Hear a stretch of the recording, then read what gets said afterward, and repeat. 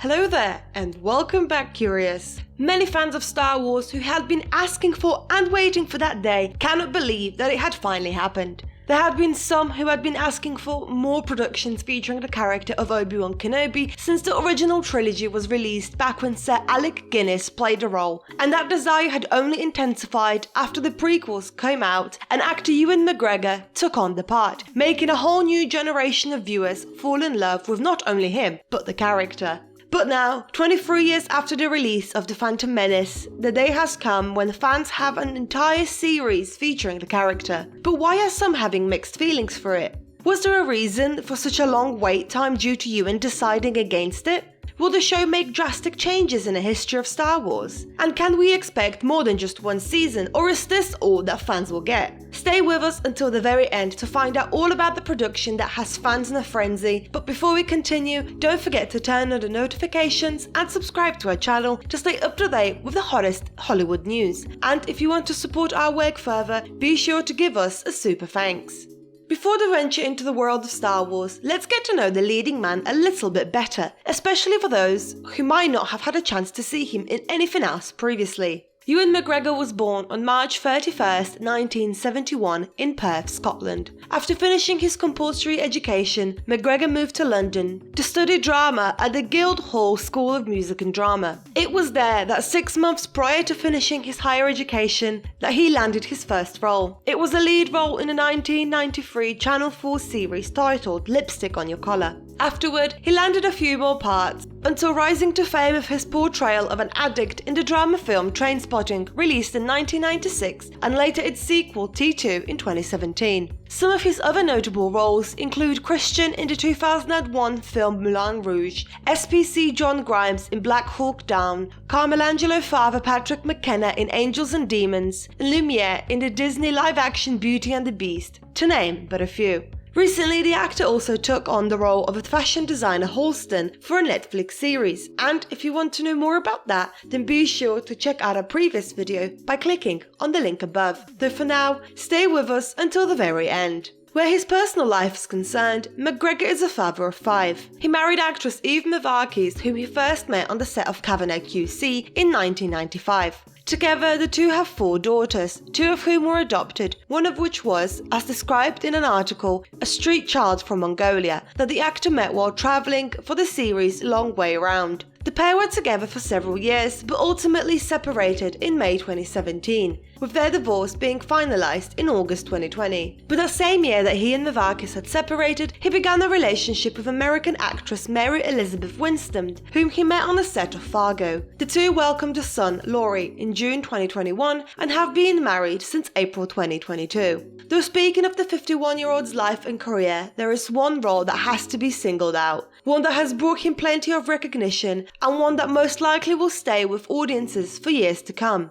One for which he had to beat out the likes of Kenneth Branagh, Tim Roth and Joseph Fiennes. Here we are, of course, talking about the part of Obi-Wan Kenobi in the Star Wars prequels. And while the actor is much loved for his portrayal of the character, back when it was first announced, not everyone was happy with that choice, as there were some who were attached to Alec Guinness. Though given that those movies took place many years prior to the action of the original Star Wars trilogy, when both Anakin Skywalker and Obi-Wan were much younger, it was obvious that the production team would have to find a new star altogether. But with time, the sentiment went away, and McGregor's portrayal of the Jedi Master became a fan favourite. Fans had loved him in the role so much that even before Revenge of the Sith was released in 2005, there had been talk among fans that they would love a standalone Obi-Wan Kenobi movie. Though that was a long way to come, and given that there was much criticism and dislike when it came to the prequels, for some the entire history of the Star Wars universe came under one big question mark. Well, following the release of Episode 3, there had been some productions released, such as the animated Star Wars Rebels. It wasn't really until 2016, 11 years later, that the saga picked up again. That year, fans were treated not just to Episode 7, The Force Awakens, but also Rogue One. All that renewed talk and excitement among fans of the franchise had given some hope that maybe now the beloved character of Obi-Wan Kenobi could somehow make a comeback. And in a way that happened, as McGregor did have a voice cameo as Obi-Wan in 2 of J.J. Abrams' movies. While that was a nice Easter egg for fans, it was not what they had intended. While the actor always fondly talked about the character, was there perhaps a reason why Ewan did not want to return to be Jedi Master again? Stay with us until the very end to find out. As it turns out, when it comes to the casting process of the prequels, McGregor was having doubts if he should even accept the role, right to the very moment that he did so. In an interview with What to Watch, the 51-year-old had admitted that despite being a big Star Wars fan as a kid, he was worried about what playing in such a franchise would do for his career. Though as we know he ended up taking the role, the issue arose when the prequels weren't well received by viewers. The actor admitted that right after they were done, he threw himself into his other work, and while he himself was proud of the trilogy, he didn't want those movies to define his career. But there might have been another reason for that thinking, and that was his uncle Dennis Lawson, who fans of the movies might recognise as Wedge Antilles from the original trilogy. And as it turns out, he had strongly advised his nephew from taking on the role, especially if he had still wanted to have a career in acting after 30. In an interview, Ewan explained the man's reasoning behind it, and that was because it was something that he had went through before. For Lawson, it was 2 weeks' work, but when it came to fans and viewers, that was it. That was his one thing. So, as you can imagine, that had given McGregor something to think about, as well as worry in the back of his mind. Some internet users had even in the past started rumours that this was the reason he didn't want to return as the Jedi Master again, and that he was tired of being recognised only as Kenobi. But whether any offers were secretly made to Ewan in the years since is unknown. But what is known is that the studio had some other plans. Back in 2016, interview with Collider, Anthony Brunsnicken, a writer for EW, had commented on the fact that the producers of the franchise were still not done with the character of Obi-Wan when it came to the planned trilogies. And we know now that he had a voice cameo, so already back then fans were hoping that once the trilogy was over,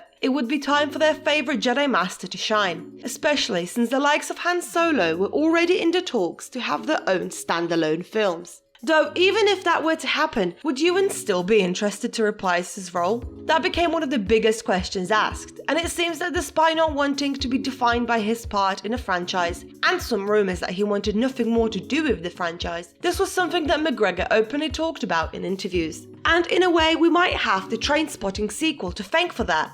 In a recent interview, the actor revealed that going back for T2 was an amazing experience, and so he began to see that returning to a character 20 years later could be interesting. On top of this, he also realised that not everyone hated the prequels, and as he became aware of people who had genuinely loved them. And so with this renewed excitement and the desire to give fans a way to link his Obi-Wan with Alec Guinness's, this brings us to now. But as it turns out, originally there were plans for a movie, though seeing how much Solo had underperformed, the idea was scrapped. But now, with the release of Disney+, after years and years of waiting and in some cases begging, fans have been treated to a standalone miniseries about Obi-Wan Kenobi, which sees Ewan McGregor return for the titular role, and one which links the two versions of the character fans known from the franchise. But it is not just a Scottish actor that fans have been treated to, but also his prequels co-star Hayden Christensen, who is back for the role of Darth Vader.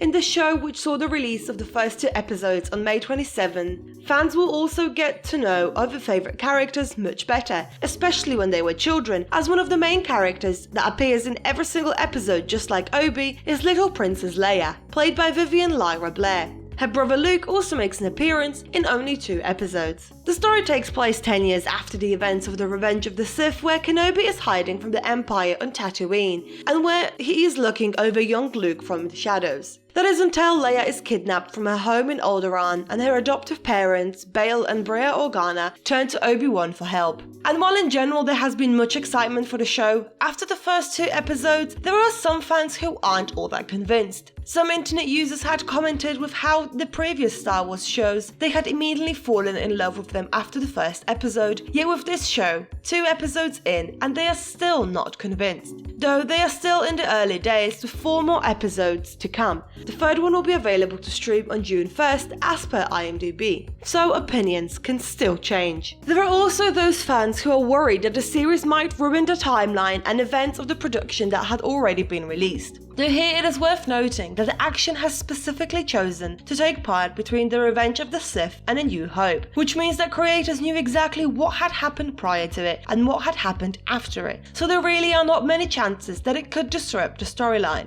In fact, this series might actually give us more insight into what had happened in those 19 years between the two stories chronologically wise, and maybe even answer some burning questions that some fans might have. For the time being, the show has only been planned to be a 6-episode limited series, though McGregor, who is also the executive producer, does not rule out that if fans love it, and Disney loves the reception the show gets, there could be more. So curious, what are your thoughts on the show?